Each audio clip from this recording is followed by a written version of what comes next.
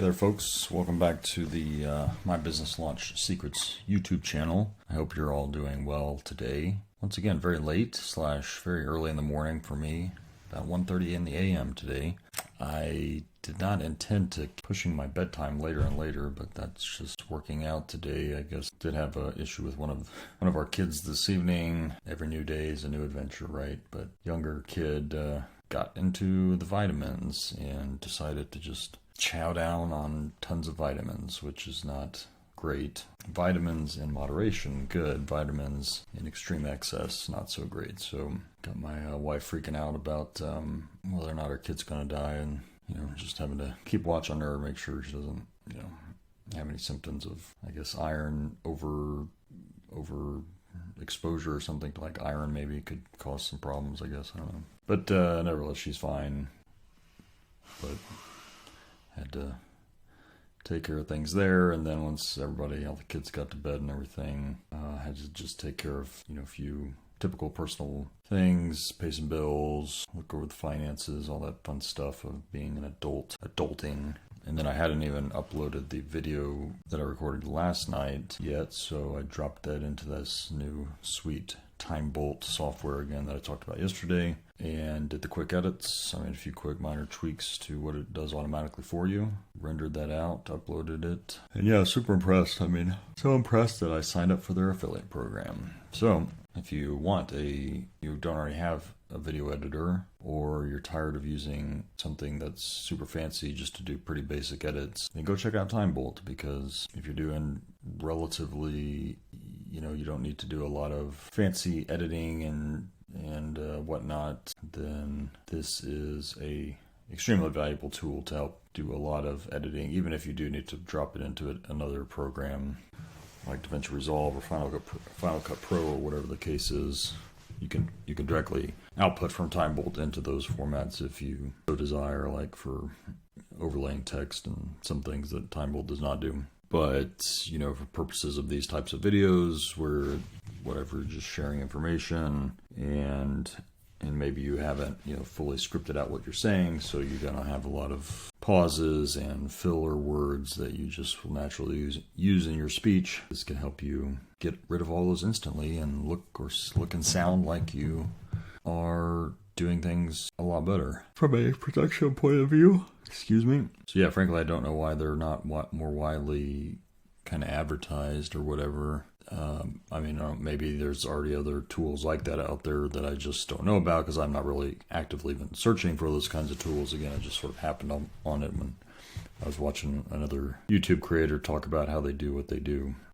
But kind of intrigued by the fact that, again, here's a product that I found that I have used. I paid for myself. I bought the product. I didn't really buy the product based on any marketing or sales, again, on their part. It was just some dude on YouTube saying this is what he uses, and he recommended it, so I just went and checked it out.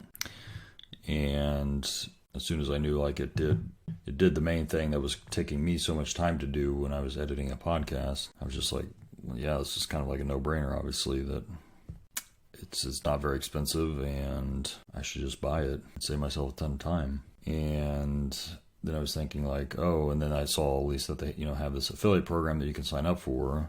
So I was like, oh, this is interesting.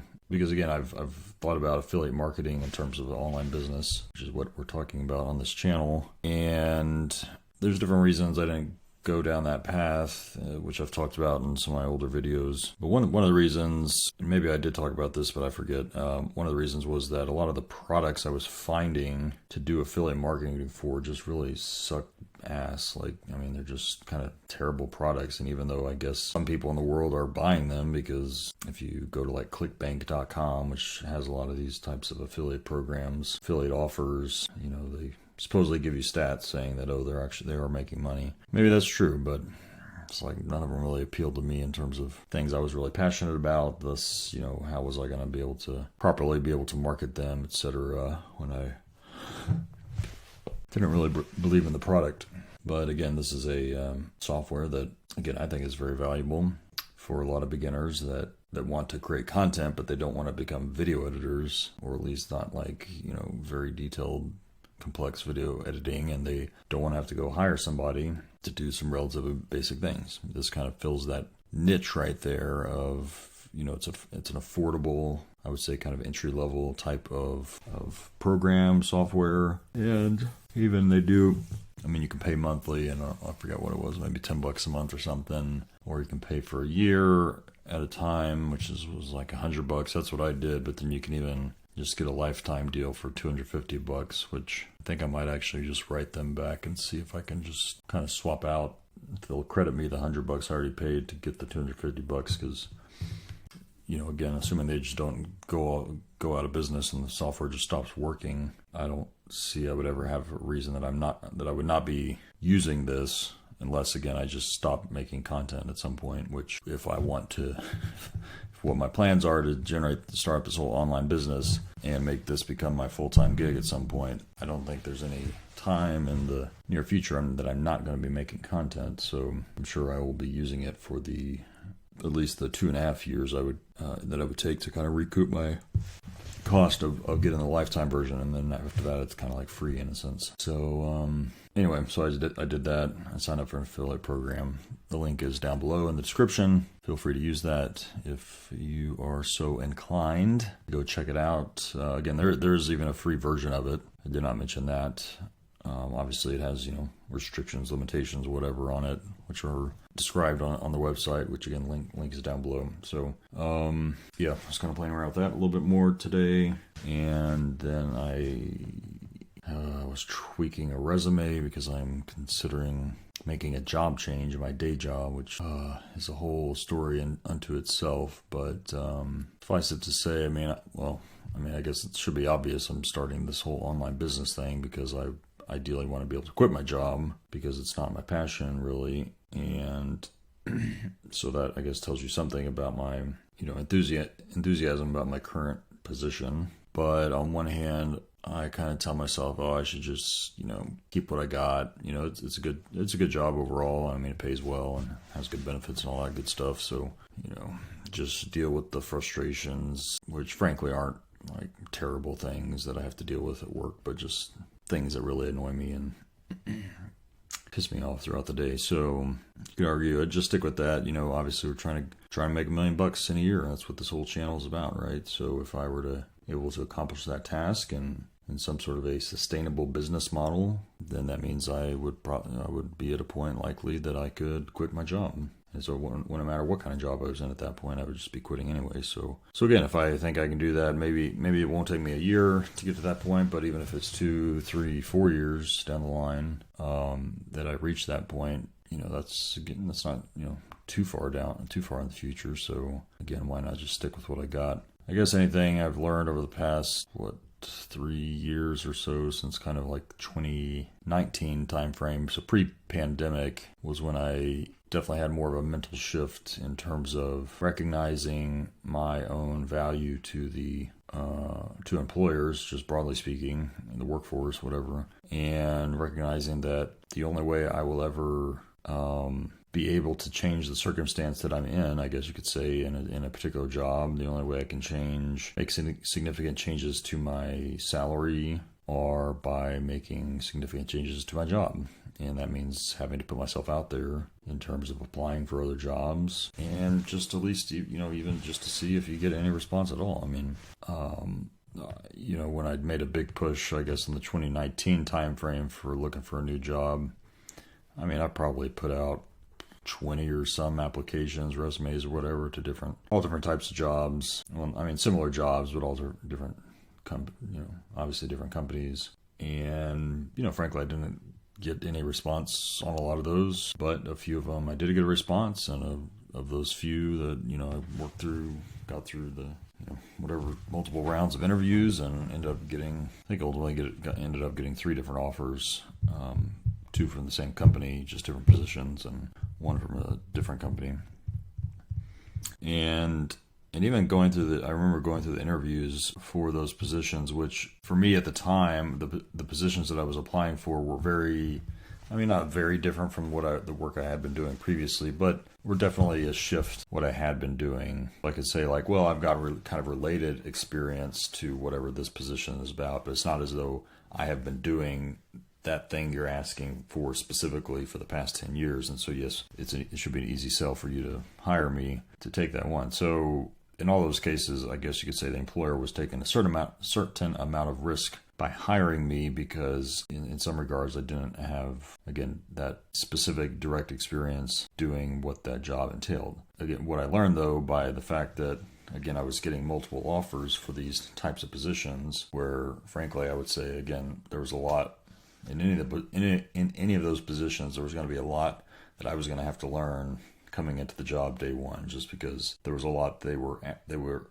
all asking of me to do in that position that I just didn't have a lot of experience doing yet. So I knew there were areas I would have to work on to develop my skills in those specific areas. They were still offering me the job because I still had other skills already developed that were still applicable.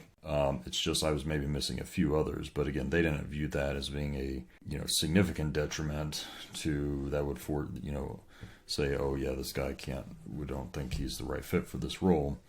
I guess all that to kind of say that's why whenever I've had the itch to, look around at other types of jobs since that time frame, I've always intentionally looked for things that would really kind of stretch me in terms of, looking for jobs that are not going to be a, kind of more exact match to what I'm doing. Because I figure, like, if I'm not particularly happy in the job that I have, then, and if I know that it's not the company, like, it's one thing if you think your employer is just full of a bunch of dicks and they treat you poorly and you just want to leave because you hate the company. That's one thing. And frankly, I haven't had that experience myself. I've been fortunate to have worked at places that are all pretty respectable places and treat people fairly, etc. But I recognize that that's not always the case, and people could want to leave a job for that reason alone. But in my case, that's never really been the issue, and it's more been about, well, I'm just kind of tired of doing the thing that I'm doing. So obviously, when it makes sense for me to just like go to a different company doing more or less the same thing, because I've already decided in my mind I just don't want to do this thing anymore, whatever it is. And so again, anytime I've just casually been doing some job searches or whatever, see what pops up on LinkedIn. Again, I'll look for those things that, would frankly be a little bit of a stretch for somebody to hire me to do. But again, I've learned if you don't ask, then you'll definitely have no opportunity to take that position. And what's the worst thing that can happen? They just tell you no, they don't respond. I mean, big deal, life goes on. So that's kind of, I guess, where I am now, and just been, more regularly kind of perusing the job listings, and did apply for one a few days ago, just based on, an online posting through LinkedIn or whatever. It was a couple days ago, haven't heard from them. Sometimes these things, like, if you're just applying to random things online, I mean, you have to recognize that, especially if they're older postings, they might be out there just for that employer to capture resumes, but they have no intention of actually hiring that position. So I recognize that. In some ways, that's how I do things in my current job. But then one more, I had just reached out to a former colleague that I used to work with more regularly in my previous job from a few years back, and just said, hey, whatever, I saw your company is looking to hire in a couple of these roles. And I mean, are you still actually planning to hire again, or are those just kind of old job requisitions that haven't been taken down? And he said, yeah, we are looking. So if you're interested, send me a resume, and I'll talk to the guys are in charge of hiring. So I did that this evening. That was another thing I did. Just polished up the old resume there, sent it over to him, and just see what he says. And again, that particular position I was asking him about would be a stretch for me in terms of it is different, again, from what I've been doing, both in my current role and prior roles. So he could come back and say, yeah, thanks for your interest, but we really need somebody with more experience doing this thing. And I was like, cool, yeah, no problem. Moving on. So, but if you don't ask, then you're never going to find out. So that's the mantra for the day or the week or the month or whatever. So, I hope you're all doing well. Oh God, excuse me. Keep on kicking ass, taking names. See you next time. Peace.